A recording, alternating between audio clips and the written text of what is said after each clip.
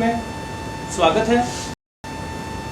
जैसा कि आप सब जानते हैं कि जम्मू कश्मीर में शिक्षा प्रणाली का किस तरह समाज में एक चिंता का विषय बना हुआ है, लेकिन बड़े अफसोस के साथ कहना पड़ता है किसी भी पार्टी का इस तरफ ध्यान नहीं जाता। चाहे वो भाजपा लगा लीजिए, चाहे वो कांग्रेस लगा लीजिए, चाहे वो एनसी लगा लीजिए, चाहे वो पीडीपी लगा लीजिए, हमेशा हमने इनकी जो राजनीति देखी है वो हिंदू मुस्लिम की तरफ देखी है, धर्म की राजनीति देखी है। एक ही सरकार है, अरविंद केजरीवाल साहब की सरकार, जिन्होंने आते ही एजुकेशन का जो स्तर है, जो शिक्षा का स्तर है, वो ऊंचा किया।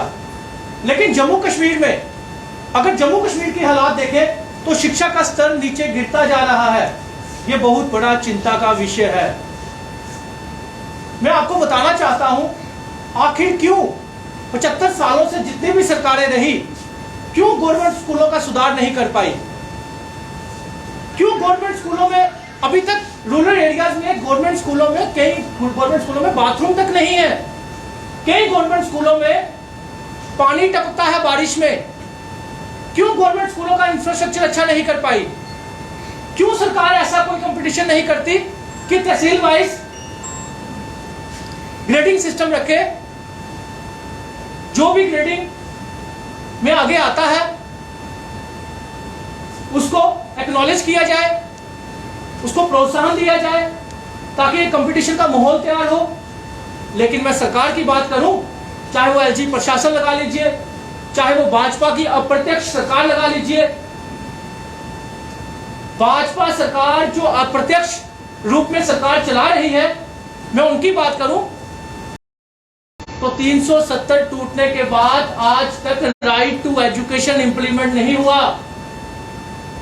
कितने शर्मसार होकर हमें यह बात कहनी पड़ती है कि 370 टूटने के बाद भी राइट टू एजुकेशन अभी तक जम्मू कश्मीर में इंप्लीमेंट नहीं हुआ।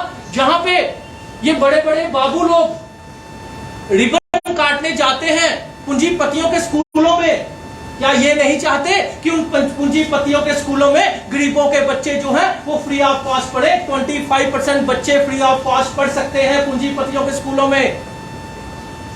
क्यों सुप्रीम कोर्ट के ऑर्डर आज तक इंप्लीमेंट नहीं हुए?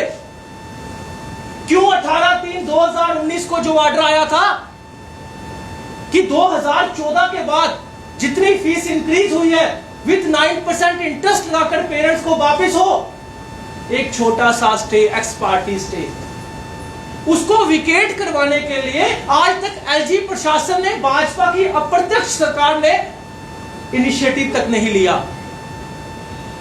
लोगों, पेरेंट्स को करोड़ों रुपए वापस होने हैं, लेकिन किसी सरकार ने इनिशिएटिव नहीं लिया, किसी एजुकेशन डिपार्टमेंट के किसी भी एक ऑफिसर ने इनिशिएटिव नहीं लिया।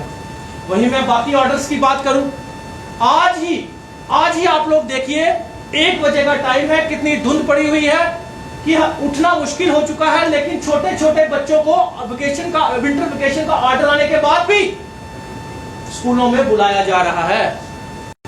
अगर डायरेक्टर एजुकेशन जम्मू या डायरेक्टर एजुकेशन कश्मीर, अगर एजुकेशन डिपार्टमेंट का ये प्राइवेट स्कूल वाले कोई ऑर्डर मानते ही नहीं है, ये ऑर्डर इंप्लीमेंट करवा ही नहीं सकते अपने, तो क्यों स्कूल खोले जाते हैं?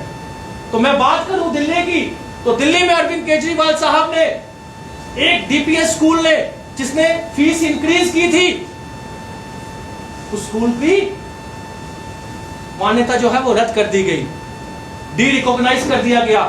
क्यों जम्मू कश्मीर में ऐसा नहीं होता? क्यों जम्मू कश्मीर में ट्रैक सूट मनमाने दामों पर बिकते हैं? क्यों यूनिफॉर्म का नेक्सस चलता है?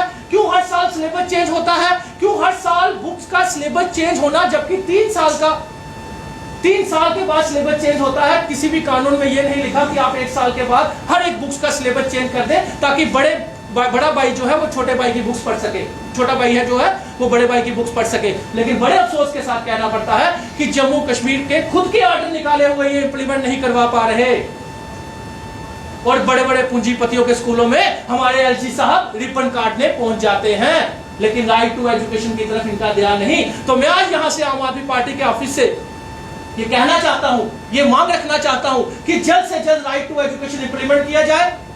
सुप्रीम कोर्ट का जो स्टे है, वो एक्स पार्टी जो स्टे है, वो विकेट करवाया जाए ताकि पेरेंट्स को करोड़ों रुपए वापिस हो। जो भी स्कूल खुले हैं उन पे एक्शन लिया जाए। विंटर वेकेशन में भी जो स्कूल खुले हुए हैं, छोटे छोटे बच्चों में जबरन स्कूल बुलाया जा रहा है। और एनुअल फंक्शन, जब आप एनुअल फंक्शन करते हैं तो बच्चों से पैसे किस बात के लेते हैं आप? और जो बच्चे नहीं आना चाहते उनसे जबरन पैसे लेने का मतलब क्या है? ये समझने की जरूरत है। एलजी साहब, 1,30,00,000 पेरेंट्स हैं जम्मू कश्मीर में, उनको राहत दीजिए, राइट टू एजुकेशन इंप्लीमेंट कीजिए और सुप्रीम कोर्ट के जितने भी ऑर्डर हैं वो इंप्लीमेंट कीजिए। धन्यवाद।